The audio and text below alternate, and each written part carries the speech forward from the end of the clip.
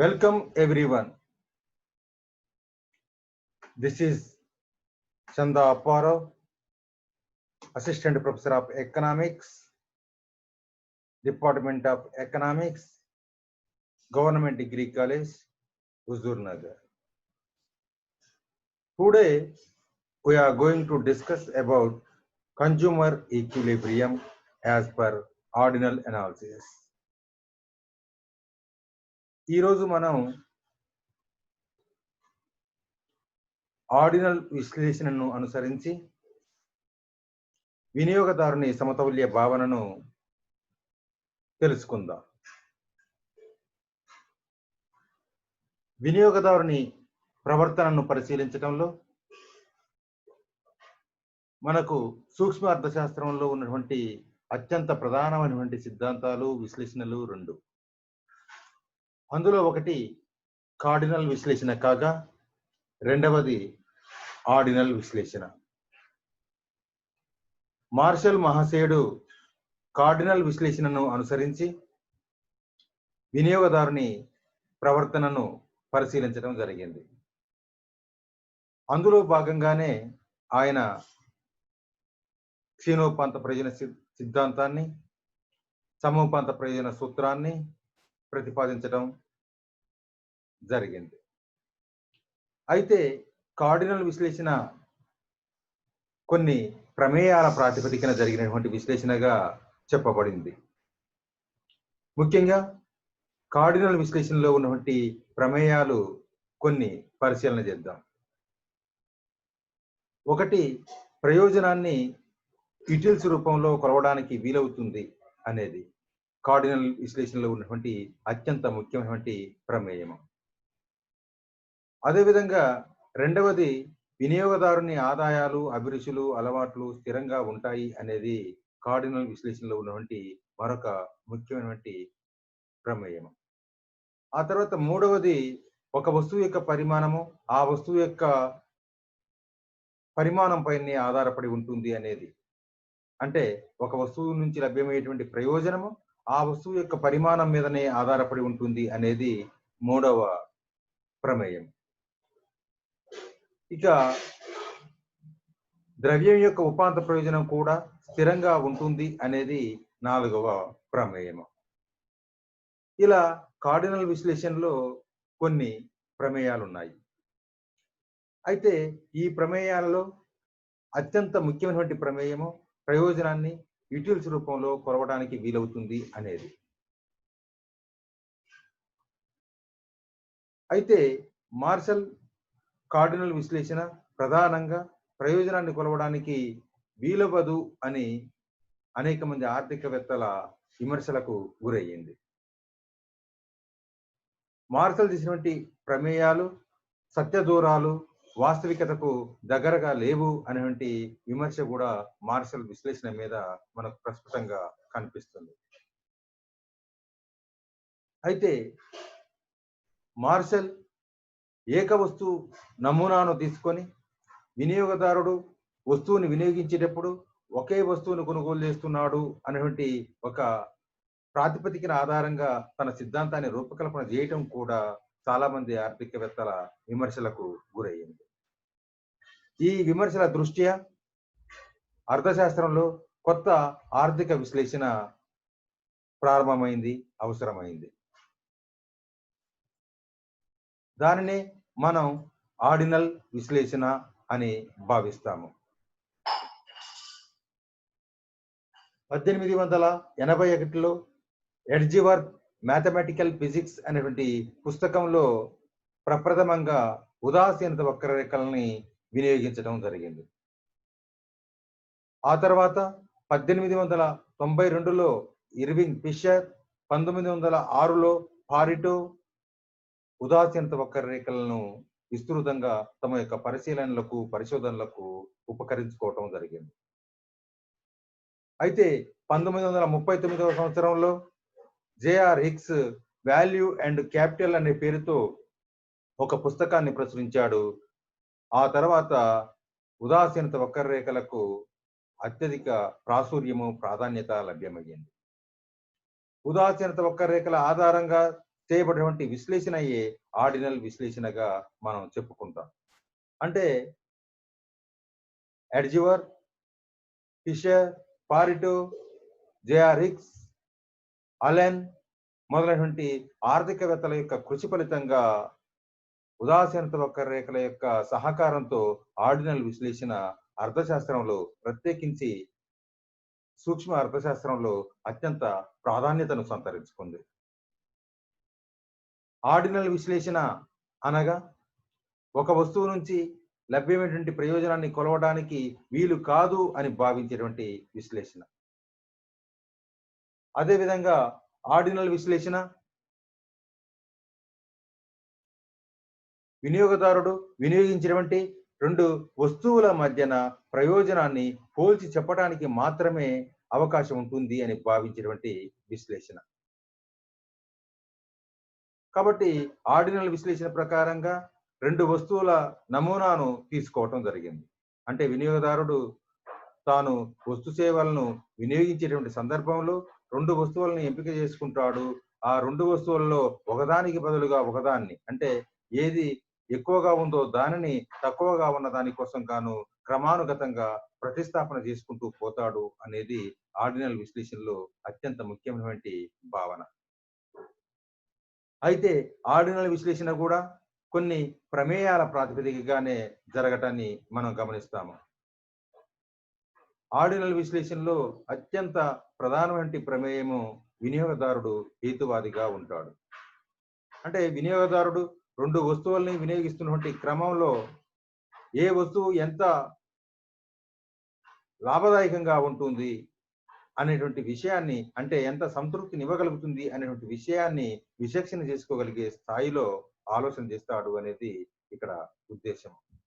అదేవిధంగా వినియోగదారుని యొక్క ప్రవర్తనను పరిశీలించేటువంటి సందర్భంలో అతని యొక్క ఆదాయాలు, అభిరుచులు, అలవాట్లు స్థిరంగా ఉంటాయి అనేది కూడా ఆర్డినల్ విశ్లేషణలో ఉన్నటువంటి మరొక ప్రధానమైనటువంటి ప్రమేయం.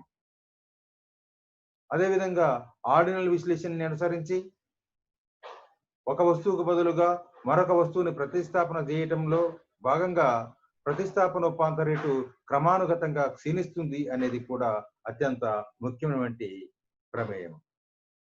అంటే ఎక్కువగా ఉన్నటువంటి వస్తువును తన దగ్గర తక్కువగా ఉన్నటువంటి వస్తువు కోసం గాను క్రమానుగతంగా ప్రతిస్థాపన చేస్తూ ఉంటాడు. అయితే ఆ ప్రతిస్థాపన అనేది క్రమానుగతంగా తగ్గుతూ ఉంది అనేది ఆర్డినల్ విశ్లేషణ చెప్పేటువంటి ఒక భావన. దాన్నే మనం ప్రతిస్థాపనోపాంత రేటు క్షీణత అని పేర్కొంటాం.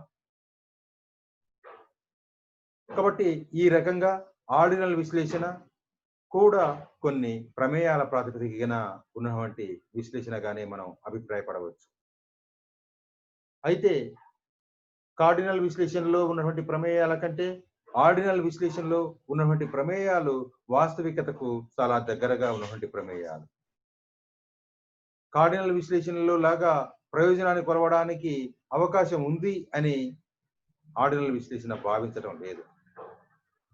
వినియోగదారుని యొక్క మానసిక స్థాయిని, మానసిక స్థితిని ఆధారభూతంగా చేసుకొని అతడు పొందేటువంటి ప్రయోజనాన్ని లేదా సంతృప్తి స్థాయిని అంచనా వేసుకోవడానికి మాత్రమే, అంటే పోల్చుకోవడానికి మాత్రమే అవకాశం ఉంటుంది అని భావించేటువంటి విశ్లేషణ ఆర్డినల్ విశ్లేషణ. కాబట్టి కార్డినల్ విశ్లేషణ కంటే ఆర్డినల్ విశ్లేషణ మెరుగైనటువంటి విశ్లేషణగా, వాస్తవికతకు దగ్గరగా ఉన్నటువంటి విశ్లేషణగా, ఆధునికమైనటువంటి విశ్లేషణగా, వినియోగదారుని ప్రవర్తనను అధ్యయనం చేయడంలో అత్యంత ముఖ్యమైనటువంటి విశ్లేషణగా చాలా మంది ఆర్థికవేత్తలు అభిప్రాయపడ్డారు.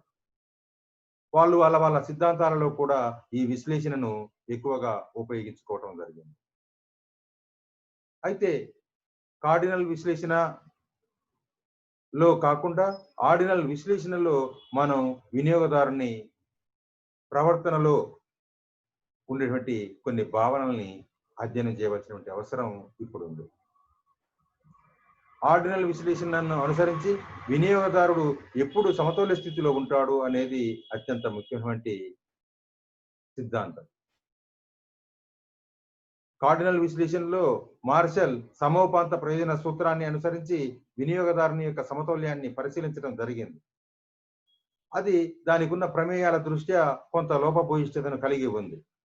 కాబట్టి ఆర్డినల్ విశ్లేషణలో అదే భావనని ఆర్డినల్ విశ్లేషణ ఆధారంగా హిగ్స్ మరియు అలెన్లు చేయటం జరిగింది. అందువలన మనం ఈరోజు ఆర్డినల్ విశ్లేషణ ప్రకారంగా కన్జ్యూమర్ ఈక్విలిబ్రియాన్ని పరిశీలన చేస్తున్నాం. అయితే ఆర్డినల్ విశ్లేషణను అనుసరించి వినియోగదారుని సమతౌల్యాన్ని పరిశీలించడానికి మనకు ముఖ్యంగా అవసరమైనటువంటి భావనలు రెండు. ఒకటి ఉదాసీనత వక్రరేఖల భావన, రెండవది బడ్జెట్ రేఖ భావన. కాబట్టి ఆర్డినల్ విశ్లేషణను అనుసరించి వినియోగదారుని ప్రవర్తనను పరిశీలించేటువంటి క్రమంలో భాగంగా మనం ప్రప్రథమంగా ఉదాసీనత వక్రరేఖ అంటే ఏమిటి, అది ఎలా ఉంటుంది, బడ్జెట్ రేఖ అంటే ఏమిటి, అది ఎలా ఉంటుంది అని తెలుసుకోవాల్సినటువంటి అవసరం ఉంటుంది. ఆ తర్వాత వినియోగదారుడు సమతౌల్యం చెందడానికి ఉన్నటువంటి నిబంధనల్ని, సూత్రాలని పరిశీలన చేయటం అనేది సమంజసంగా ఉంటుంది. అందువల్లనే మనము ఇప్పుడు వినియోగదారుని సమతౌల్యానికి ఉన్నటువంటి ప్రమేయాలని పరిశీలన చేసి ఆ తర్వాత అందుకు ఉపయోగపడేటువంటి ఉదాసీనత వక్రరేఖ మరియు బడ్జెట్ రేఖ గురించి పరిశీలన చేద్దాం. వినియోగదారుని సమతౌల్యము అనేటువంటి భావన ఒక వినియోగదారుని యొక్క సంతృప్తి మరియు సామర్థ్యము ఎక్కడైతే సమానం అవుతాయో అక్కడ వినియోగదారుడు సమతౌల్య స్థితిలో ఉంటాడు అని చెప్పేటువంటి భావన. ఈ భావనను అనుసరించి ఉదాసీనత వక్రరేఖ బడ్జెట్ రేఖ సమానమైనప్పుడు, అనగా ఉదాసీనత రేఖ బడ్జెట్ రేఖకు ఎక్కడైతే స్పర్శరేఖగా ఉంటుందో అక్కడ వినియోగదారుడు సమతౌల్య స్థితిలో ఉంటాడు. అంటే ఉదాసీనత వక్రరేఖకు బడ్జెట్ రేఖ ఉదాసీనత వక్రరేఖ బడ్జెట్ రేఖకు స్పర్శ రేఖగా ఉన్న చోట వినియోగదారుడు వినియోగించేటువంటి వస్తువుల నుంచి లభ్యమయ్యేటువంటి సంతృప్తి స్థాయి మరియు ఆ వస్తువుల యొక్క ధరల స్థాయి రెండూ కూడా సమానంగా ఉంటాయి. కాబట్టి వినియోగదారుడు అక్కడ సమతౌల్య స్థితిలో ఉంటాడు. అంటే ఎక్కడైతే ఉదాసీనత వక్రరేఖ బడ్జెట్ రేఖకు స్పర్శ రేఖగా ఉంటుందో అక్కడ MRS x per y equal to Px by Py అనేటువంటి నిబంధన సాధ్యమవుతుంది. అంటే ఎక్స్ కొరకు వైని వదులుకునేటువంటి ప్రతిస్థాపనోపాంత రేటు ఏదైతే ఉందో అది వాటి ధరలకు సమానమైన చోట వినియోగదారుడు సమతౌల్య స్థితిలో ఉంటాడు అనేది ఈ ఆర్డినల్ విశ్లేషణను అనుసరించి వినియోగదారుని సమతౌల్యానికి ఉన్నటువంటి ముఖ్యమైనటువంటి నిబంధన. మనం తర్వాత ఉదాసీనత వక్రరేఖలను బడ్జెట్ రేఖను పరిశీలించిన తర్వాత ఈ సమతౌల్య భావన మరింత ప్రస్ఫుటంగా మనకు విదితమవుతుంది. సరే, ముందు మనం ఉదాసీనత వక్రరేఖల విశ్లేషణను అనుసరించి వినియోగదారుని యొక్క ప్రమేయానికి ఉన్నటువంటి వినియోగదారుని సమతౌల్యానికి ఉన్నటువంటి ప్రమేయాలని పరిశీలిద్దాం. ఒకటి, మనం ఇంతకుముందు చెప్పుకున్నట్టుగానే ఆర్డినల్ విశ్లేషణకు ఉన్నటువంటి ప్రమేయాలు దాదాపుగా ఇక్కడ మనకు కనిపిస్తాయి. ఒకటి, వినియోగదారుడు హేతుబద్ధంగా వ్యవహరిస్తాడు, సంతృప్తిని గరిష్టంగా తీసుకునేందుకు ప్రయత్నం చేస్తాడు. అంటే స్పెసిఫిక్ గా మనము వినియోగదారుని సమతౌల్యాన్ని పరిశీలిస్తున్నాం కాబట్టి సంతృప్తిని గరిష్టం చేసుకోవటం అనేది ఈ సిద్ధాంతానికి ఉన్నటువంటి ప్రత్యేకమైనటువంటి ప్రమేయం. ఓవరాల్ గా ఆర్డినల్ విశ్లేషణకు ఉన్నటువంటి ప్రమేయము వినియోగదారుడు హేతువాదిగా వ్యవహరించడము. అదేవిధంగా వినియోగదారుని సమతౌల్యాన్ని మనం పరిశీలించే సందర్భంలో అతని యొక్క ఆదాయం స్థిరంగా ఉంటుంది అని భావిస్తాము. ఒకవేళ వినియోగదారుని యొక్క ఆదాయంలో కనుక మార్పులు వచ్చినట్లయితే అతని యొక్క సమతౌల్య స్థితిలో కూడా మార్పులు రావడాన్ని మనం గమనిస్తాము. అదేవిధంగా వినియోగదారుడు వినియోగించినటువంటి రెండు వస్తువులు ఎక్స్ వై అనుకుంటే వాటి ధరలు కూడా స్థిరంగా ఉంటాయి. ఒకవేళ వినియోగదారుడు వినియోగించినటువంటి వస్తువుల యొక్క ధరలు మారినట్లయితే అప్పుడు అతడి యొక్క సమతౌల్య స్థితిలో కూడా మార్పుల్ని మనం గమనించాలి. అదేవిధంగా వినియోగదారుడు ఒక వస్తువును అంటే రెండు వస్తువులను వినియోగిస్తున్నటువంటి సందర్భం లోపల అతని యొక్క అభిరుచులు అలవాట్లు కూడా స్థిరంగా ఉంటాయి. ఒకవేళ అతని యొక్క అభిరుచులు అలవాట్లు మారినట్లయితే అప్పుడు కూడా అతని యొక్క సమతౌల్య స్థితిలో మార్పులు వస్తాయనే విషయాన్ని మనం గమనించాలి. కాబట్టి ఈ ప్రమేయాలు అనేవి ఏవైతే ఉన్నాయో ఈ ప్రమేయాలకు లోబడి మాత్రమే మనం వినియోగదారుని సమతౌల్యాన్ని పరిశీలించగలుగుతాము. ఒకవేళ ఈ ప్రమేయాలు వాస్తవికతకు దూరంగా ఉన్నా, మన పరిశీలన లోపల వేరే రకంగా ఉన్నా, మన సిద్ధాంతం లోపల మార్పుల్ని మనం గమనించగలుగుతాము. కాబట్టి మనం ఇప్పుడు వినియోగదారుని సమతౌల్య సిద్ధాంతాన్ని పరిశీలిద్దాం. అయితే మనకు నిర్వచనంలో చెప్పుకున్నట్లుగా వినియోగదారుని సమతౌల్యాన్ని ఆర్డినల్ విశ్లేషణ ప్రకారంగా మనం పరిశీలించాలి అంటే ఉదాసీనత వక్రరేఖ బడ్జెట్ రేఖకు స్పర్శ రేఖగా ఉన్నటువంటి పరిస్థితిని మనం తెలుసుకోవాలి. ఎక్కడైతే బడ్జెట్ రేఖకు ఉదాసీనత వక్రరేఖగా స్పర్శ రేఖగా ఉంటుందో అక్కడ రెండు వస్తువుల యొక్క ప్రతిస్థాపన ఉపాంత రేటు రెండు వస్తువుల యొక్క ధరల నిష్పత్తికి సమానంగా ఉంటుంది. అంటే MRS x for y equal to Px y Py అవుతుంది. అక్కడ వినియోగదారుడు సమతుల్యంలో ఉంటాడు. కాబట్టి ఈ కాన్సెప్ట్ ని మనం అర్థం చేసుకోవడానికి మనకి బాగా ఉపకరించేటువంటి రేఖలు రెండు రకాల రేఖలు. ఒకటి ఉదాసీనత వక్రరేఖ, రెండవది బడ్జెట్ రేఖ. మనం ఉదాసీనత పట్టికను అనుసరించి ఉదాసీనత వక్రరేఖ ఎలా ఉంటుందో తెలుసుకుందాం. ఉదాసీనత పట్టికను అనుసరిస్తే మనకు ఏ బిసిడిఈఎఫ్ అనేటువంటి సముదాయాలు ఉన్నాయి. అంటే వినియోగదారుడు వినియోగిస్తున్నటువంటి వస్తు సముదాయాలు. అయితే వినియోగిస్తున్నటువంటి వస్తువులు రెండు. ఎందుకంటే ఆర్డినల్ విశ్లేషణను అనుసరించి వినియోగదారుని భావనను పరిశీలన చేసేటప్పుడు రెండు వస్తువుల నమూనాను పరిగణలోకి తీసుకోవడం జరిగింది. కాబట్టి ఇక్కడ రెండు వస్తువులు ఇవ్వబడ్డాయి. ఒకటి ఎక్స్ వస్తువు, రెండవది వై వస్తువు. ఎక్స్ ను మనం యాపిల్ అనుకుంటున్నాము, వైని మనం బనానా అనుకుంటున్నాము. అదేవిధంగా ఎక్స్ కొరకు వైని ప్రతిస్థాపన చేస్తూ పోతూ ఉన్నాడు. అలా ప్రతిస్థాపన చేస్తూ పోతున్నప్పుడు ప్రతిస్థాపన ఉపాంత రేటులో మార్పులు ఎలా వస్తున్నాయి అనే దానిని మనం ప్రతిస్థాపన ఉపాంత రేటుకు సంబంధించినటువంటి కాలంలో తెలియజేస్తున్నాం. ఇప్పుడు ఒకసారి పట్టికని పరిశీలన చేద్దాం. ఏ అనేటువంటి వస్తు సముదాయాన్ని వినియోగదారుడు వినియోగించినట్లయితే అక్కడ ఒక ఎక్స్ వస్తువును 20 వై వస్తువులను వినియోగదారుడు వినియోగిస్తున్నాడు. అంటే ఎక్స్ కోసం వై ప్రతిస్థాపన లేదు కాబట్టి ఉపాంత ప్రతిస్థాపన ఉపాంత రేటును మనం చూపించడం లేదు.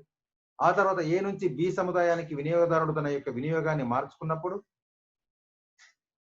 ఎక్స్ వస్తువుల్ని పెంచుకుంటున్నాడు. అంటే ఒక ఎక్స్ ను పెంచుకుంటున్నాడు. అంటే 2 ఎక్స్లను వినియోగిస్తున్నాడు. ఒక ఎక్స్ ను పెంచుకున్నందుకు గాను వైని తగ్గిస్తున్నాడు. 5 వైల్ని తగ్గించి 15 వైల్ని మాత్రమే వినియోగిస్తున్నాడు. కాబట్టి ఒక అదనపు ఎక్స్ కోసము 5 వైల్ని తగ్గించుకోవటాన్ని మనము ప్రతిస్థాపన ఉపాంత రేటుగా భావిస్తున్నాము. కాబట్టి 1:5ను ఉపాంత ప్రతిస్థాపన ఉపాంత రేటుగా చూపిస్తున్నాము. అదేవిధంగా సి సముదాయంలో 3 ఎక్స్ వస్తువుల్ని 11 వై వస్తువుల్ని వినియోగిస్తున్నాడు. అంటే ఒక అదనపు యూనిట్ ఎక్స్ కోసం గాను 4 వైల్ని వదులుకుంటున్నాడు. అంటే ప్రతిస్థాపన చేస్తున్నాడు. కాబట్టి ఉపాంత ప్రతిస్థాపన ఉపాంత రేటు 1:4గా చూపించబడుతుంది. అదేవిధంగా డి సముదాయాన్ని ఎంపిక చేసుకున్నట్లయితే అక్కడ వినియోగదారుడు 4 ఎక్స్ వస్తువులను వినియోగిస్తున్నాడు, 8 వై వస్తువులను వినియోగిస్తున్నాడు. అంటే ఒక అదనపు ఎక్స్ కోసం గాను అతను 3 వైల్ని వదులుకుంటున్నాడు, ప్రతిస్థాపన చేస్తున్నాడు.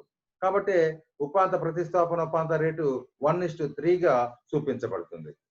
అదేవిధంగా డి నుంచి ఈ సముదాయాన్ని ఎంపిక చేసుకున్నట్లయితే అక్కడ 5 ఎక్స్ వస్తువులను వినియోగిస్తున్నాడు, 6 వై వస్తువులను వినియోగిస్తున్నాడు.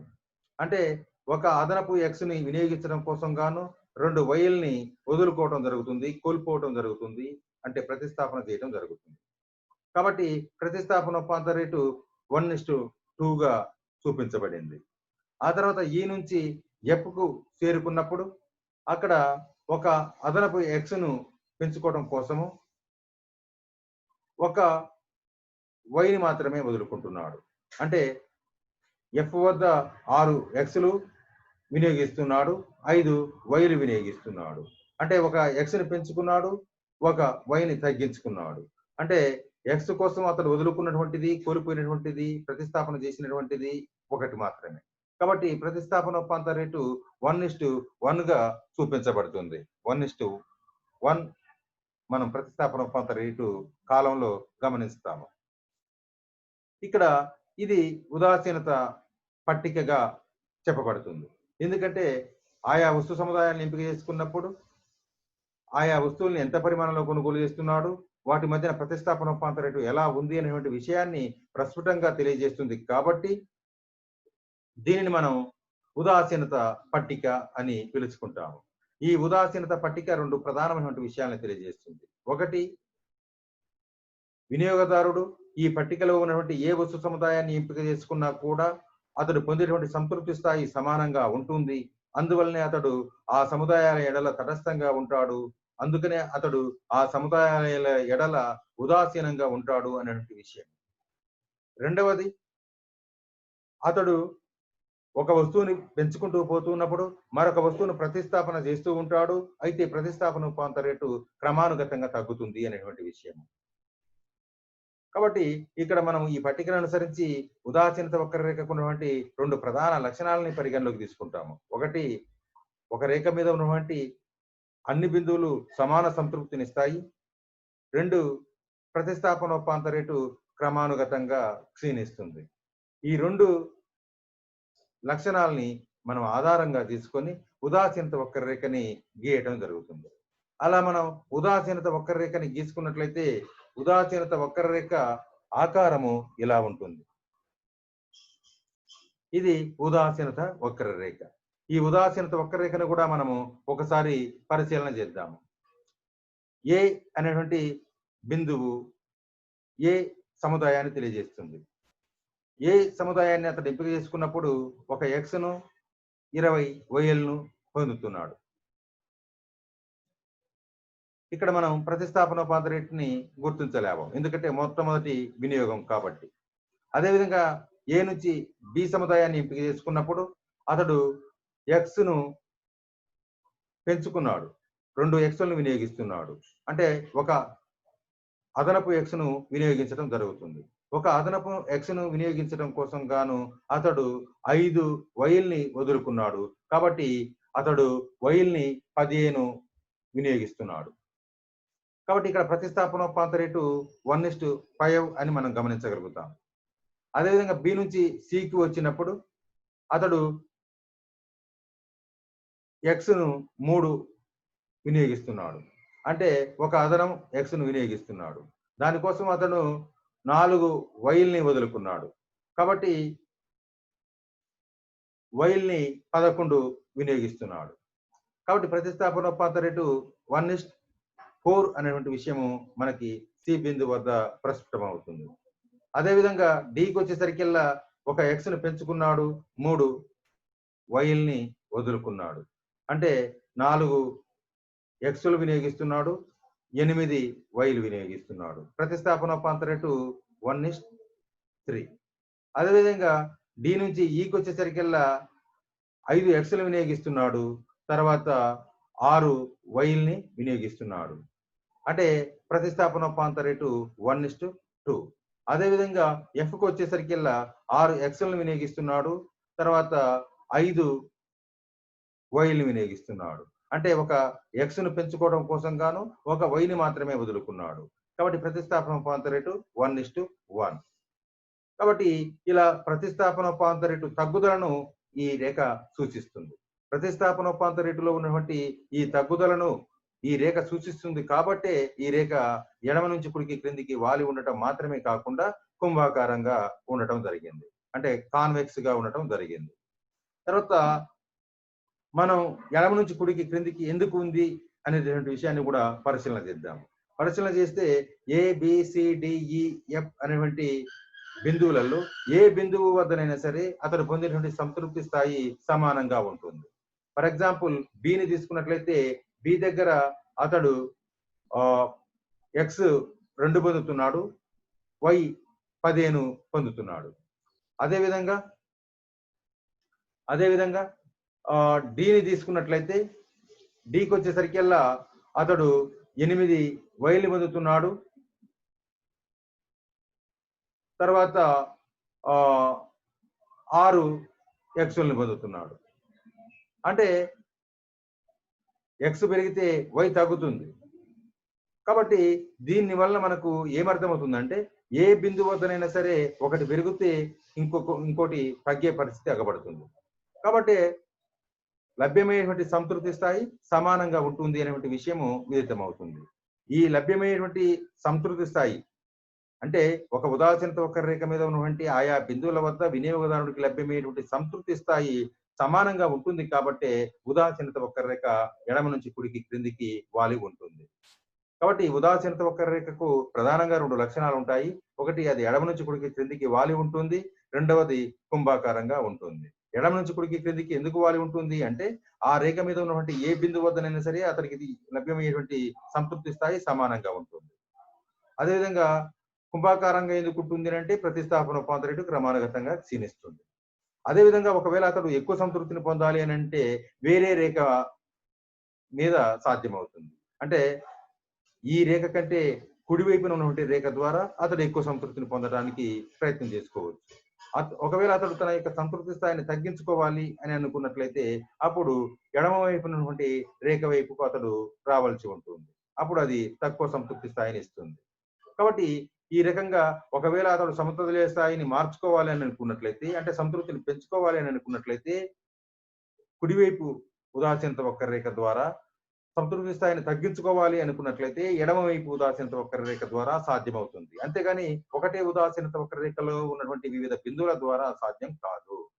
కాబట్టి ఈ లక్షణాలని మనం పరిగణలోకి తీసుకున్నప్పుడే you can understand the concept consumer equilibrium as per ordinal analysis easily.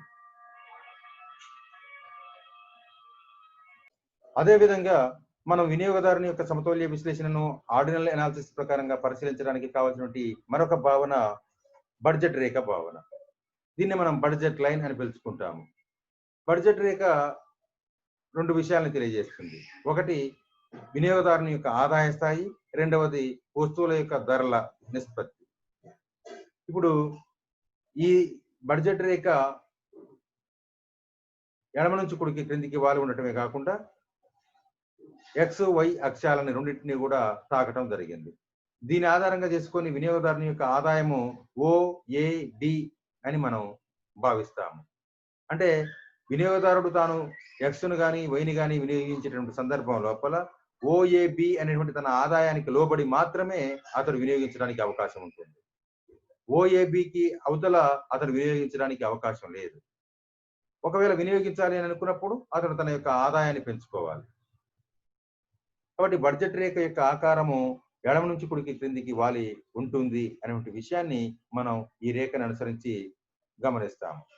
అదేవిధంగా బడ్జెట్ రేఖ వినియోగదారుని ఆదాయాన్ని గురించి తెలియజేయటమే కాకుండా 2 వస్తువుల యొక్క ధరల నిష్పత్తిని కూడా తెలియజేస్తుంది. ఇక్కడ చూడండి, ఇక్కడ ఎంపివై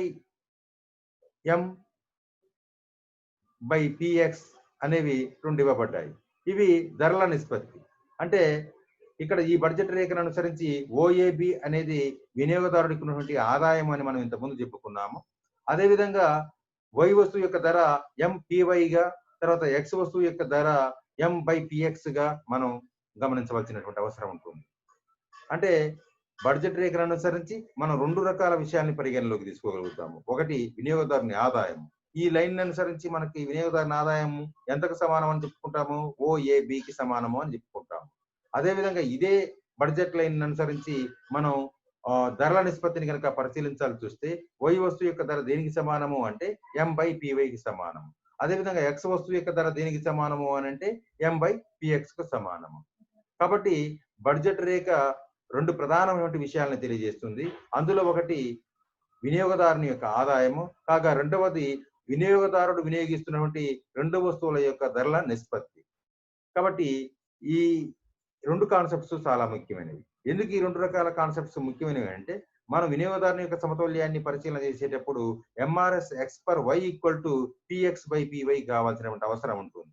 అంటే వినియోగదారుడు తాను ఎక్స్ కోసం వైని వదులుకుంటున్నటువంటి ప్రతిస్థాపన రూపాంతర రేటు ఏదైతే ఉందో అది ఆ 2 వస్తువుల యొక్క ధరల నిష్పత్తికి సమానం కావాల్సి ఉంటుంది. అలా సమానమైనప్పుడు మాత్రమే అతడు సమతుల్య స్థితిలో ఉండి సంతృప్తిని గరిష్టం చేసుకునే ప్రయత్నం చేస్తాడు. అందుకని మనం ఇక్కడ ధరల నిష్పత్తిని కూడా పరిశీలన చేయాల్సిన అవసరం ఉంటుంది. ఇది 2 విషయాలను తెలియజేస్తుంది. ఒకటి, వినియోగదారుని ఆదాయాన్ని తెలియజేస్తుంది. అందువల్ల దీన్ని ఏమన్నాము? బడ్జెట్ రేఖ లేదా ఆదాయ రేఖ అంటాము. అదేవిధంగా 2 వస్తువులు అంటే వినియోగదారుడు వినియోగించినటువంటి 2 వస్తువుల యొక్క ధరల నిష్పత్తిని కూడా తెలియజేస్తుంది కాబట్టి దీన్ని మనం ఏమంటామంటే ధర రేఖ అని కూడా అంటాం. ధర రేఖ అని కూడా అంటాం.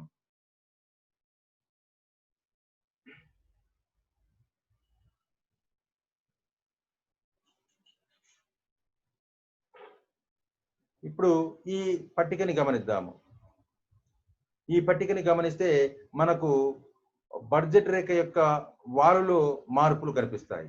ముఖ్యంగా ఎక్స్ వస్తువు విషయంలో బడ్జెట్ రేఖ యొక్క వాలులో మార్పులు గమనిస్తాం. అంటే వినియోగదారుడి యొక్క వినియోగంలో మార్పులు లేకపోకుండా, తర్వాత వినియోగదారుడి యొక్క అభిరుచులలో, అలవాట్లలో మార్పులు లేకపోకుండా, అతని యొక్క ఆదాయం మారినట్లయితే అప్పుడు ఆ ఆదాయాన్ని అనుసరించి అతడు వినియోగాన్ని మార్చుకుంటాడు. అదేవిధంగా ఆదాయంలో మార్పు లేకోకుండా వస్తువుల ధరలు మారినట్లయితే ఆ వస్తువుల ధరలలో మార్పులను అనుసరించి అతని యొక్క వినియోగాన్ని మార్చుకుంటాడు. అంటే బడ్జెట్ రేఖ, ధర రేఖ 2 కూడా ఒకటే కాబట్టి వినియోగదారుని ఆదాయంలో వచ్చేటి మార్పులని బడ్జెట్ రేఖ సూచిస్తుంది. అదేవిధంగా ఎక్స్ వస్తువు ధరలో వచ్చినటువంటి మార్పుల వల్ల ఎక్స్ వినియోగంలో వచ్చినటువంటి మార్పుల్ని బడ్జెట్ రేఖ ద్వారా సూచించవచ్చు. అదేవిధంగా వై వస్తువు ధరలో వచ్చినటువంటి మార్పులను అనుసరించి వై వినియోగంలో వచ్చినటువంటి మార్పుల్ని కూడా మనము బడ్జెట్ రేఖ ద్వారా సూచించవచ్చు. మనం ఇంతకుముందు చెప్పుకున్నట్టుగా బడ్జెట్ రేఖ ఇలా సర్వసాధారణంగా కనిపిస్తుంది. అయితే ఇలా ఎప్పుడు ఉంటుంది అంటే వినియోగదారు యొక్క అభిరుచులలో, అలవాట్లలో, ధరలలో, తర్వాత ఆదాయాలలో మార్పు లేవు అని భావించినప్పుడు బడ్జెట్ రేఖ ఇలా ఉంటుంది. అంటే ఒక వినియోగదారుడు ఒక వస్తువును వినియోగిస్తున్న క్రమంలో అతని యొక్క ఆదాయ స్థాయిలో మార్పు లేదు. తర్వాత అతను వినియోగించినటువంటి ఎక్స్ ధర గాని, వై ధర గాని మార్పుకు గురి కాలేదు అని భావించినప్పుడు బడ్జెట్ రేఖ ఇలా ఏ నుంచి బికి ఉంటుంది. ఒకవేళ అతని యొక్క ఆదాయంలో మార్పులు వచ్చాయి అనుకోండి, అప్పుడు బడ్జెట్ రేఖ స్థితిలో మార్పులు వస్తాయి. అదేవిధంగా వినియోగిస్తున్నటువంటి వస్తువుల యొక్క ధరలలో మార్పులు వచ్చాయి అనుకోండి, అంటే ఎక్స్ వస్తువు ధరలో మార్పులు వచ్చాయి అనుకోండి, ఎక్స్ రూపంలో బడ్జెట్ రేఖ వాలులో మార్పులు వస్తాయి. అదేవిధంగా వై వస్తువు ధరలలో మార్పులు వచ్చాయి అనుకోండి, వై రూపంలో బడ్జెట్ రేఖ యొక్క వాలులో మార్పులు వస్తాయి. దాన్ని మనము ఇంతకుముందు గమనించాం. ఈ రేఖా చిత్రాన్ని అనుసరించి వినియోగదారుడి యొక్క అభిరుచులలో మార్పులు లేవు, అలవాట్లలో మార్పులు లేవు, అదేవిధంగా అతని యొక్క ఆదాయంలో కూడా మార్పులు లేవు. కానీ బడ్జెట్ రేఖ మారింది. ఎందుకు మారింది? ఎలా మారింది? వాలు పరంగా మారింది. ఎందుకు వాలు పరంగా మారింది అంటే వస్తువుల ధరల్లో వచ్చినటువంటి మార్పుల వలన. ఏ వస్తువు ధరలో వచ్చిన మార్పు వలన అంటే ఎక్స్ వస్తువు యొక్క ధరలో వచ్చిన మార్పు వలన.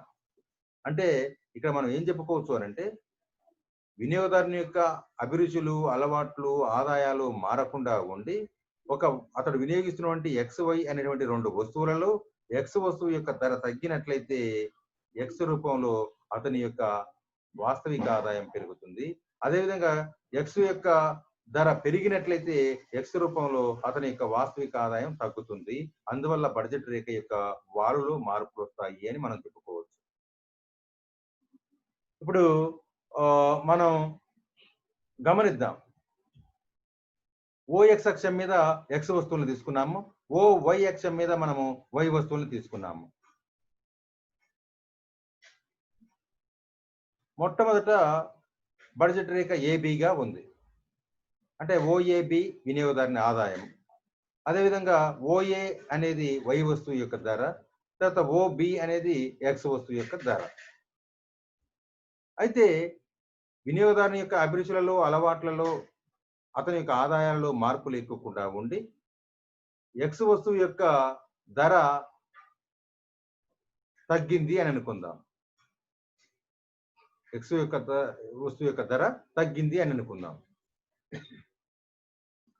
ఎక్స్ వస్తువు యొక్క ధర తగ్గినప్పుడు అతని యొక్క వాస్తవిక ఆదాయం పెరుగుతుంది. అంటే ఎక్స్ ఎక్స్ వస్తువు యొక్క ధర ఓబి బై పిఎక్స్ నుంచి ఓ బి2 బై పిఎక్స్ కు తగ్గింది అని అనుకున్నట్లయితే అప్పుడు అతని యొక్క వాస్తవిక ఆదాయము ఓబి నుంచి ఓబి2 కు పెరుగుతుంది.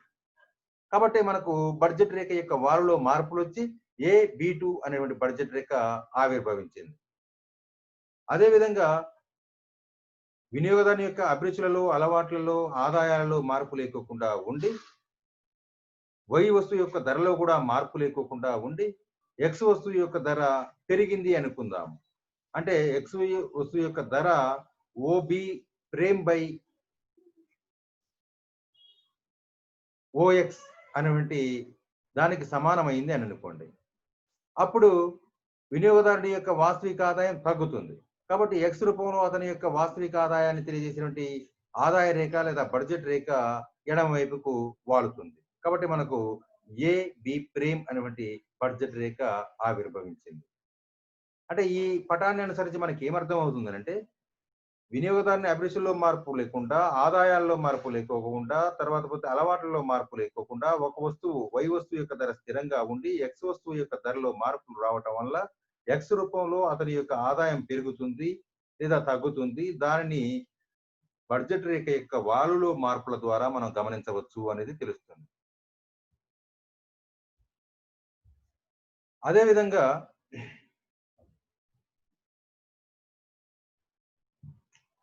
మనం బడ్జెట్ రేఖ వాలు వై పరంగా ఎలా ఉంటుంది అనేది కూడా పరిశీలన చేయవచ్చు.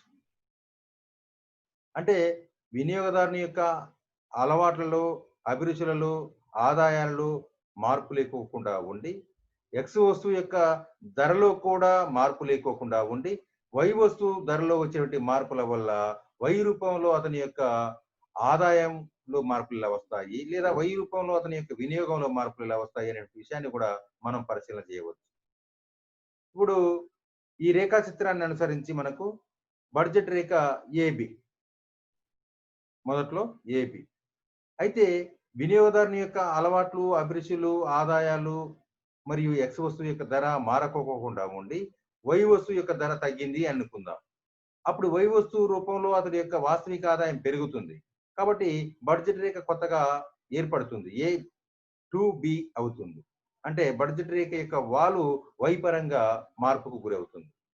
అదేవిధంగా వినియోగదారుని యొక్క అభిరుచులు, అలవాట్లు, ఆదాయాలు స్థిరంగా ఉండి ఎక్స్ వస్తువు ధర కూడా మారకోకుండా ఉండి వై వస్తువు యొక్క ధర పెరిగింది అని అనుకుందాం. అప్పుడు వై రూపంలో బడ్జెట్ రేఖ యొక్క వాలు మారుతుంది. దాన్ని మనం BA1 గా సూచిస్తాం. అంటే వై రూపంలో వినియోగదారుడి యొక్క వాస్తవిక ఆదాయం తగ్గుతుంది కాబట్టి అతడి బడ్జెట్ రేఖ యొక్క వాల్లో మార్పులు వస్తాయి. A1 బిగా అది చూపించబడుతుంది.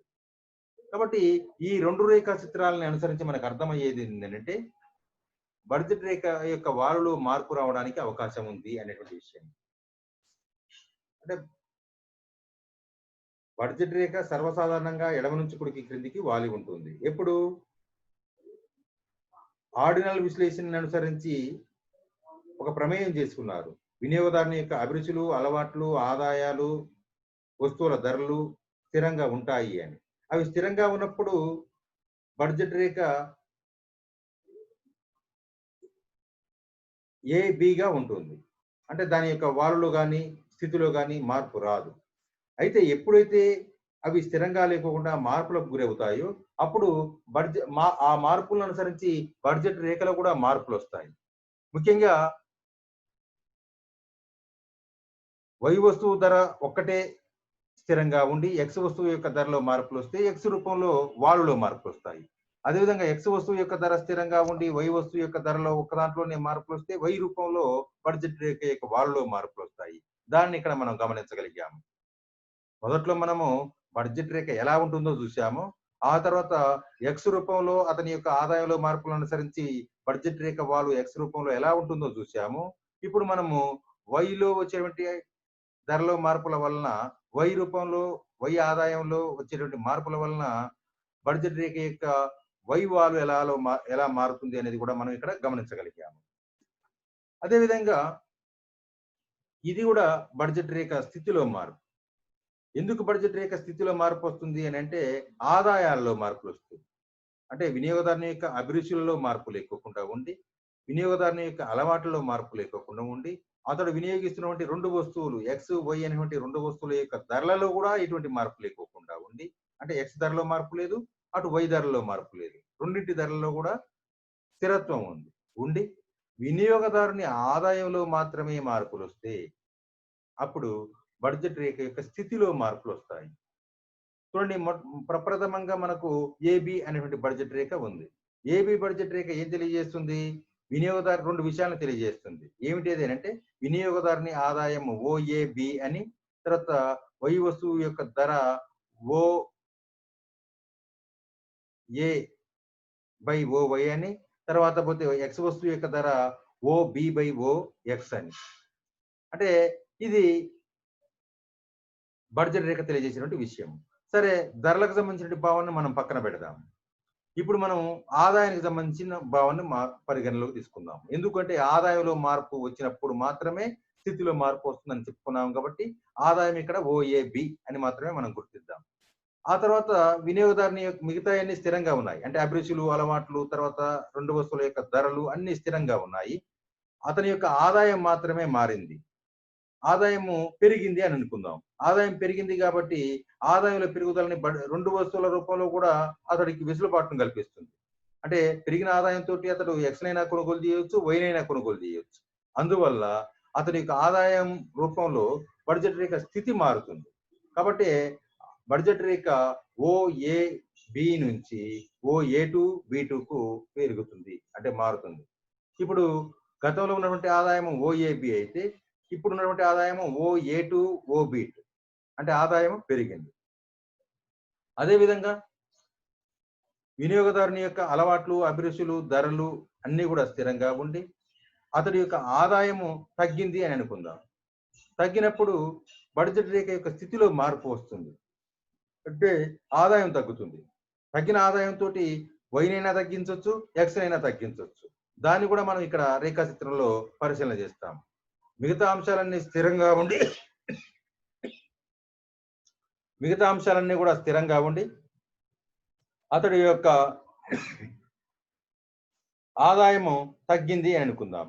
తగ్గినప్పుడు బడ్జెట్ రేఖ ఎడమ వైపుకు జరుగుతుంది. అంటే ఏ ప్రైమ్ ఏగా మారుతుంది. ఏ ప్రైమ్ ఏగా బడ్జెట్ రేఖ మారినప్పుడు అతడి యొక్క ఆదాయం ఎంతకు సమానం అవుతుంది? ఏ ప్రైమ్ ఏకు సమానం అవుతుంది, అంటే తగ్గుతుంది.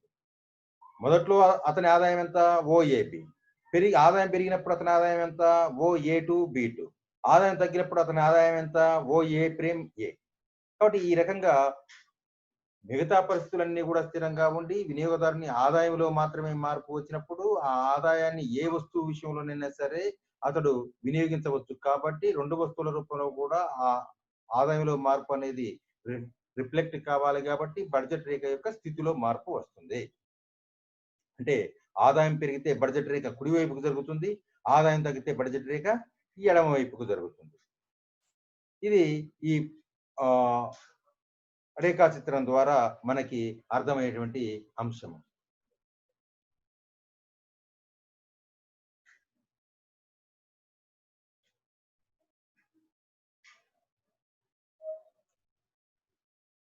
తర్వాత మనం ఇప్పటి వరకు ఆర్డినల్ విశ్లేషణను అనుసరించి 2 విషయాల్ని ప్రధానంగా తెలుసుకున్నాం.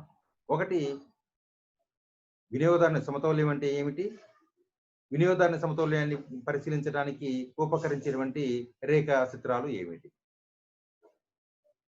మొదటిది మనం పరిశీలన చేశాము, బట్ రేఖాచిత్ర సహకారంతో పరిపూర్ణంగా అవగతం చేసుకోవాల్సినటువంటి అవసరం మిగిలి ఉంది.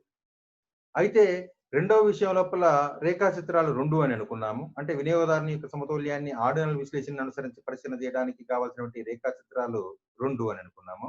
అవి ఉదాసీనత వక్రరేఖ, రెండవది బడ్జెట్ రేఖ. మనం ఈ క్రమంలో భాగంగా ఉదాసీనత వక్రరేఖ ఎలా ఉంటుందో తెలుసుకున్నాము, ఎందుకు ఉంటుందో తెలుసుకున్నాము. తర్వాత బడ్జెట్ రేఖ ఎలా ఉంటుందో తెలుసుకున్నాము, ఎందుకు అలా మారుతుందో కూడా తెలుసుకున్నాము. కాబట్టి ఇప్పుడు మనము వినియోగదారుని యొక్క సమతౌల్యాన్ని గురించి రేఖాచిత్రం ఆధారంగా పరిశీలించడం అనేది సమంజసంగా ఉంటుంది. ఇది వినియోగదారుని సమతుల్యానికి సంబంధించినటువంటి భావన. మనకు వినియోగదారుని సమతుల్యాన్ని గురించి నిర్వచనం చెప్పుకునేటువంటి సందర్భంలో ఏం చెప్పుకున్నామంటే, వినియోగదారుడు తాను వినియోగించినటువంటి వస్తువుల యొక్క ధరల నిష్పత్తికి, ఆ వస్తువుల నుంచి అతడు పొందేటువంటి ఆహ్, సంతృప్తి స్థాయి సమానత్వానికి సమానం ఎక్కడైతే అవుతుందో అక్కడ అతడు సమతుల్య స్థితిలో ఉంటాడు. గరిష్టంగా తన సంతృప్తిని ఉంచుకోవడం కోసం ప్రయత్నం చేస్తాడు అని చెప్పుకున్నాం. అంటే ఎక్కడైతే MRS x per y equal to Px by Py అవుతుందో అక్కడ వినియోగదారుని సమతుల్యం సాధ్యమవుతుంది. అంటే వినియోగదారుడు తాను వినియోగించినటువంటి రెండు వస్తువుల మధ్యన ఉన్నటువంటి ప్రతిస్థాపన ఒప్పంద రేటు ఆ రెండు వస్తువుల యొక్క ధరల నిష్పత్తికి సమానమైనట్లయితే అప్పుడు అతడు సమతుల్య స్థితిలో ఉంటాడు. ఇది ఆర్డినల్ విశ్లేషణ అనుసరించి వినియోగదారుని యొక్క సమతుల్యానికి ఉన్నటువంటి ప్రధానమైనటువంటి నిబంధన. ఇప్పుడు మనం ఈ రేఖాచిత్రాన్ని పరిశీలిద్దాము. ఈ రేఖాచిత్రంలో ఏబి అనేది బడ్జెట్ రేఖ. ఏబి అనేది బడ్జెట్ రేఖ. తర్వాత IC1, IC2, IC3 అనేవి మూడు కూడా ఉదాసీనత వక్రరేఖలు.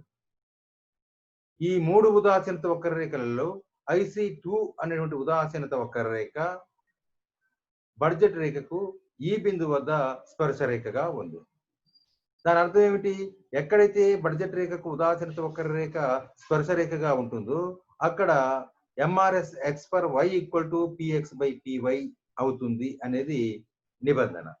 కాబట్టి ఈ బిందువు వద్ద వినియోగదారుడు వినియోగించినటువంటి ఎక్స్ వై అనేటువంటి రెండు వస్తువుల మధ్యన ఉన్నటువంటి ప్రతిస్థాపన ఒప్పంద రేటు ఎక్స్ మరియు వై వస్తువుల మధ్యలో ఉన్నటువంటి ధరల నిష్పత్తికి సమానం అవుతుంది. కాబట్టి వినియోగదారుడు సమతుల్య స్థితిలో ఉంటాడు. సమతుల్య స్థితిలో ఉండి ఓఎక్స్ పరిమాణంలో ఎక్స్ వస్తువుల్ని ఓ వై పరిమాణంలో వై వస్తువుల్ని వినియోగిస్తాడు. అంటే ఈ రేఖాచిత్రాన్ని అనుసరించి ఈ బిందువు సమతుల్య బిందువు, వినియోగదారుని సమతుల్యాన్ని తెలియజేసేటువంటి బిందువు. ఆ బిందువును అనుసరించి అతడు ఓఎక్స్ పరిమాణంలో ఎక్స్ ను ఓవై పరిమాణంలో వైని వినియోగిస్తూ సమతుల్య స్థితిలో ఉంటున్నాడు. ఎందుకుంటున్నాడు అంటే అక్కడ ఆ రెండు వస్తువుల మధ్యన ఉన్నటువంటి ప్రతిస్థాపన ఒప్పంద రేటు ఆ రెండు వస్తువుల యొక్క ధరల నిష్పత్తి రెండు కూడా సమానంగా ఉన్నాయి కాబట్టి. మరి ఇదే రేఖాచిత్రం లోపల రెండు ఐసి రేఖలు మిగిలి ఉన్నాయి. ఒకటి IC1 ఉదాసీనత వక్రరేఖ కాగా రెండవది IC3 ఉదాసీనత వక్రరేఖ. ఇప్పుడు IC1 ఉదాసీనత వక్రరేఖ మీద ఎందుకు సమతుల్య స్థితిలో ఉండటం లేదు అనేది మనం పరిశీలన చేద్దాం. IC1 ఉదాసీనత వక్రరేఖ మీద వినియోగదారుడు ఎందుకు సమతుల్య స్థితిలో ఉండటం లేదు అని అంటే వినియోగదారుని యొక్క ఆదాయము OABకి సమానం. OABకి సమానము. అయితే IC1 ఉదాసీనత వక్రరేఖ మీద ఉన్నటువంటి బిందువులు తెలియజేసేటువంటి సంతృప్తి స్థాయి అతని ఆదాయానికంటే తక్కువగా ఉంది. అంటే అతని ఆదాయం ద్వారా ఎక్కువ సంతృప్తిని పొందడానికి తన యొక్క సంతృప్తిని గరిష్టం చేసుకోవడానికి అవకాశం ఉంది. అలా అవకాశం ఉన్నప్పుడు అతడు తక్కువ సంతృప్తిని పొందేటువంటి బిందువులని వినియోగించడం అనేది జరగదు. కాబట్టి IC1 ఉదాసీనత వక్రరేఖను అతను ఎంపిక చేసుకోడు. అంటే IC1 ఉదాసీనత వక్రరేఖ మీద ఉన్నటువంటి ఏ బిందువులు ఏ సముదాయాలు ఇచ్చినటువంటి వస్తువులను కూడా అతడు ఎంపిక చేసుకోడు. ఎందుకంటే అతని ఆదాయం ఎక్కువగా ఉంది. ఆదాయం ఎక్కువగా ఉంది కాబట్టి ఎక్కువ సంతృప్తిని పొందుదాము, ఎక్కువ వస్తువులను కొనుగోలు చేద్దాము, ఎక్కువ పరిమాణంలో కొనుగోలు చేద్దాము అనేటువంటి భావన అతడికి ఉంటుంది. అందుకనే అతడు IC1 ను తన యొక్క వినియోగంలో పరిగణలోకి తీసుకోడు. కాబట్టి అతడు ఏం చేస్తాడు? IC2 ఉదాసీనత వక్రరేఖను ఎంపిక చేసుకుంటాడు. ఎందుకు అంటే అది అతని యొక్క ఆదాయం OABకి సమానంగా ఉంది. అంటే IC2 రేఖ మీద ఉన్నటువంటి బిందువులు ఇచ్చినటువంటి సంతృప్తి స్థాయి ఏదైతే ఉందో ఆ సంతృప్తి స్థాయిని మాత్రము అతడు చేరగలుగుతాడు. కాబట్టి సమానంగా ఉంది. అతని ఆదాయానికి సరిపడా ఆ సంతృప్తి స్థాయి ఉంది. అందుకని దాన్ని ఎంపిక చేసుకుంటాడు. మరి IC3ని ఎందుకు ఎంపిక చేసుకోడు అనేది కూడా మనం పరిశీలిద్దాము.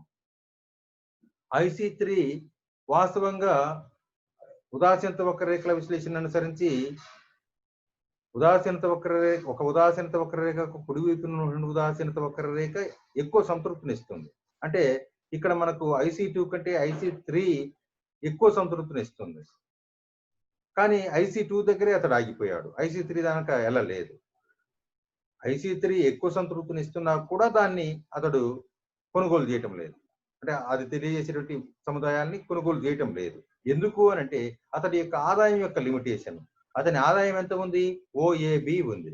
మరి OAB స్థాయిలో IC3 రేఖ లేదు. అది చాలా ఎగువలో ఉంది. అంటే తన యొక్క ఆదాయంతోటి IC3 రేఖ తెలియజేసినటువంటి వస్తు సముదాయాలను వినియోగించే స్థితి అతనికి లేదు. కాబట్టి అతని ఆదాయం సరిపోదు కాబట్టి IC3 స్థాయిలో అతడు వస్తు సేవల్ని వినియోగించి సంతృప్తి పొందడానికి ప్రయత్నం చేయడు. కాబట్టి అతడి ఆదాయానికి సరిపడా ఉన్నటువంటి వస్తు సేవల్ని మాత్రమే అతడు వినియోగిస్తాడు. కాబట్టి IC2 రేఖ మీద ఉన్నటువంటి ఈ బిందువు తెలియజేసినటువంటి OX, OYల్ని మాత్రమే అతడు పరిమాణంలో మాత్రమే అతడు వినియోగిస్తూ సమతౌల్య స్థితిలో ఉండటం అనేది జరుగుతూ ఉంది. అయితే ఈ బిందువు వద్దనే ఎందుకు సమతౌల్య స్థితిలో ఉంటున్నాడు? మరి IC1 మీద, IC2 మీద ఇంకా వేరే బిందువులు ఉన్నాయి కదా. ఈ బిందువుతో పాటుగా ఇంకా వేరే బిందువులు కూడా ఉన్నాయి కదా, మనం గుర్తించలే అక్కడ. గుర్తిస్తే ఉంటాయి.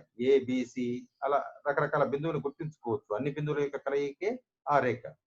కాబట్టి IC2 మీద ఉన్నటువంటి వేరే బిందువుల వద్ద అతడు ఎందుకు సమతౌల్య స్థితిలో ఉండలేదు అనేది కూడా ఒక ప్రశ్న. దానికి సమాధానం ఏమిటంటే IC2 రేఖ మీద వేరే బిందువులు ఉన్నాయి. అవన్నీ కూడా ఈ ఇచ్చినటువంటి సంతృప్తి స్థాయిని ఇస్తాయి. వాస్తవంగా. ఎందుకంటే ఒక ఉదాసీనత వక్రరేఖ మీద ఉన్నటువంటి ఏ బిందువు అయినా సరే ఒకే రకమైనటువంటి సంతృప్తి స్థాయిని ఇస్తుంది. అయితే ప్రతిస్థాపనోపాంత రేటు ధరల నిష్పత్తికి సమానమైనటువంటి సందర్భము ఈ దగ్గరే ఏర్పడింది. అంటే IC2 రేఖ మీద ఉన్నటువంటి మిగతా బిందువుల దగ్గర MRS X/Y = PX/PY అనేది సాధ్యం కాలేదు. కాబట్టి అతడు ప్రతిస్థాపనోపాంత రేటు చేసుకుంటూ వస్తూ, అంటే ఒక వస్తువుకు బదులుగా ఒక వస్తువును తగ్గించుకుంటూ వస్తూ ఎంత మేరకు తగ్గించుకోవడానికి సిద్ధపడుతున్నాడు అంటే ఆయా వస్తువుల యొక్క ధరల నిష్పత్తికి సమానమైనంత మేరకు తగ్గించుకోవడానికి సిద్ధపడుతున్నాడు. అంటే 2 వస్తువులు వినియోగిస్తున్న క్రమంలో ఆ 2 వస్తువుల ధరల నిష్పత్తికి సమానంగా తన యొక్క ప్రతిస్థాపనోపాంత రేటును తగ్గించుకోవడానికి మాత్రమే అతడు సిద్ధపడుతున్నాడు. కాబట్టి ఆ సంసిద్ధత అనేది ఈ బిందువు మేరకు మాత్రమే అతడికి సాధ్యమయ్యింది. కాబట్టి ఈ వరకు వచ్చి ఈ దగ్గర అతడు సమతౌల్య స్థితిని పొందడం జరిగింది. అంతకు మించి అతడు తన యొక్క ప్రతిస్థాపనకు ఇష్టపడడు. కాబట్టి ఇక్కడ మనకు ఈ బిందువును వినియోగదారుని సమతౌల్యాన్ని తెలియజేసినటువంటి బిందువుగా చెప్పుకుంటాం. ఇది వినియోగదారుని సమతౌల్యానికి సంబంధించినటువంటి భావన. అంటే ఆర్డినల్ విశ్లేషణను అనుసరించి ఉదాసీనత వక్రరేఖల సహకారంతో మరియు బడ్జెట్ రేఖ సహకారంతో మనం వినియోగదారుని యొక్క సమతౌల్యాన్ని ఈ రకంగా అవగతం చేసుకోవచ్చు.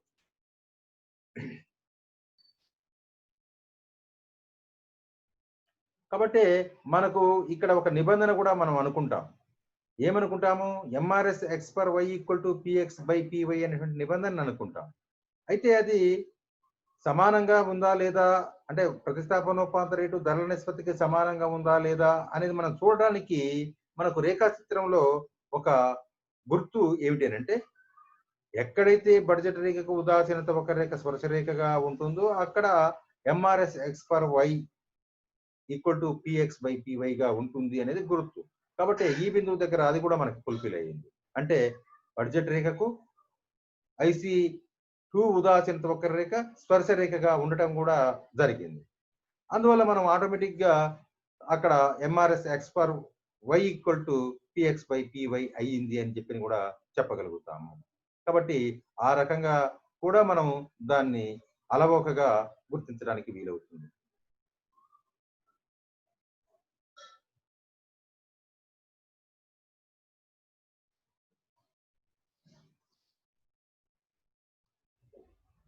కాబట్టి ఈ రకంగా మనం ఆర్డినల్ విశ్లేషణని అనుసరించి ఉదాసీనత వక్రరేఖల సహకారంతో బడ్జెట్ రేఖ సహకారంతో వినియోగదారుని సమతౌల్య భావనను పరిశీలన చేయవచ్చు. అయితే కార్డినల్ విశ్లేషణలో కూడా సమోపాంత ప్రయోజన సిద్ధాంతాన్ని అనుసరించి వినియోగదారుని సమతౌల్యాన్ని పరిశీలించడం జరిగింది. అయితే కార్డినల్ విశ్లేషణలో చేసినటువంటి పరిశీలన ఏదైతే ఉందో అది కొన్ని ప్రమేయాల ఆధారంగా చేసింది. ఆ ప్రమేయాలు వాస్తవానికి దూరంగా ఉన్నాయి. ఎస్పెషల్లీ ప్రయోజనాన్ని యూటిల్స్ రూపంలో కొలవచ్చును అనేటువంటి కార్డినల్ విశ్లేషణలో ఉన్నటువంటి ప్రమేయం ఏదైతే ఉందో ఆ ప్రమేయం అనేక రకాల విమర్శలకు గురయ్యింది. అందువల్ల మనము కార్డినల్ విశ్లేషణలో చేసినటువంటి ప్రమేయాలు సత్యదూరం కాబట్టి, అవాస్తవికం కాబట్టి, దానికంటే ఆర్డినల్ విశ్లేషణలో చేసినటువంటి ఈ వినియోగదారుని సమతౌల్య భావన అత్యంత మెరుగైనది, అత్యంత ఆధునికమైంది అని చెప్పి భావిస్తాము. కాబట్టి అర్థశాస్త్రం లోపల ఆర్డినల్ విశ్లేషణ అనుసరించి వినియోగదారుని సమతౌల్యానికి అత్యధిక ప్రాధాన్యత ఉంది. అయితే ఇక్కడ మనము గమనించాల్సినటువంటి అంశం కూడా ఇంకొకటి ఉంది. ఏమిటి ఏదైనా అంటే, ఒకవేళ వినియోగదారుని ఆదాయంలో మార్పులు వస్తే అతని సమతౌల్యంలో మార్పులు వస్తాయి. అంటే వినియోగదారుని ఆదాయము ఏబిగా ఉన్నప్పుడు మాత్రమే మనము అతని సమతౌల్యాన్ని పరిశీలించాము. అలా కాకుండా వినియోగదారుని ఆదాయము తగ్గింది అని అనుకోండి, అప్పుడు IC2 రేఖ తెలియజేసినటువంటి సంతృప్తి స్థాయిని కాకుండా IC1 రేఖ తెలియజేసినటువంటి సంతృప్తి స్థాయిని పొందుతూ సమతౌల్య స్థితిలో ఉంటాడు. అదేవిధంగా ఒకవేళ అతని యొక్క ఆదాయం పెరిగింది అనుకోండి, అప్పుడు IC2 రేఖ తెలియజేసినటువంటి సమతౌల్య స్థాయిని కాకోకుండా IC3ని అందుకోగలుగుతాడు. కాబట్టి IC3 రేఖ మీద ఉన్నటువంటి బిందువు వద్ద సమతౌల్యాన్ని పొందుతూ ఉంటాడు. అంటే ఆదాయంలో మార్పులు వచ్చినా కూడా అతడి సమతౌల్యంలో మార్పులు వస్తాయి. ఆ మార్పులను కూడా మనం పరిశీలన చేయడానికి వీలవుతుంది. కాబట్టి మనం వినియోగదారుడి ఆదాయము, తర్వాత అతడు వినియోగించినటువంటి వస్తువులు, అతడు పొందినటువంటి సంతృప్తి, వీటన్నింటినీ కూడా ఈ రేఖల ద్వారా పరిశీలించడానికి చాలా మేరకు వీలవుతుంది కాబట్టి, అంటే చాలా మేరకు సాధ్యమవుతుంది కాబట్టి, ఈ విశ్లేషణను అత్యంత ఆధునికమైనటువంటి విశ్లేషణ, అత్యంత మెరుగైనటువంటి విశ్లేషణ అని చెప్పి చెప్పుకుంటాము. కాబట్టి ఆర్డినల్ విశ్లేషణలో ఈ విశ్లేషణకు విశిష్టమైనటువంటి ప్రాధాన్యత, ప్రాముఖ్యత ఉంది అనేటువంటి విషయాన్ని మనం గమనించవలసి ఉంటుంది. Please subscribe our channel.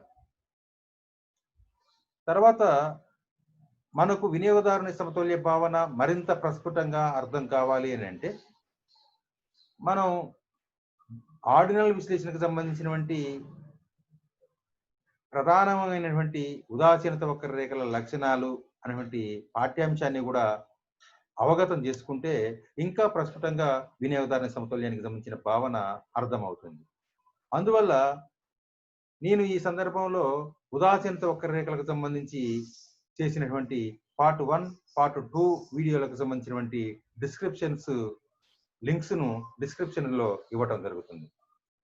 అయితే డిస్క్రిప్షన్ లో ఉన్నటువంటి ఉదాసీనత వక్రరేఖల లక్షణాలకు సంబంధించినటువంటి పార్ట్ 1, పార్ట్ 2 లింక్స్ ని మీరు ఆధారంగా తీసుకొని ఆ వీడియోలను కూడా వీక్షించవచ్చు.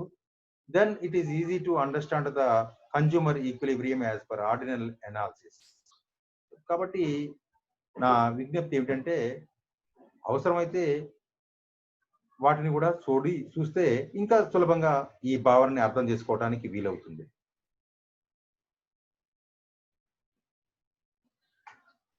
Once again, thanks one and all.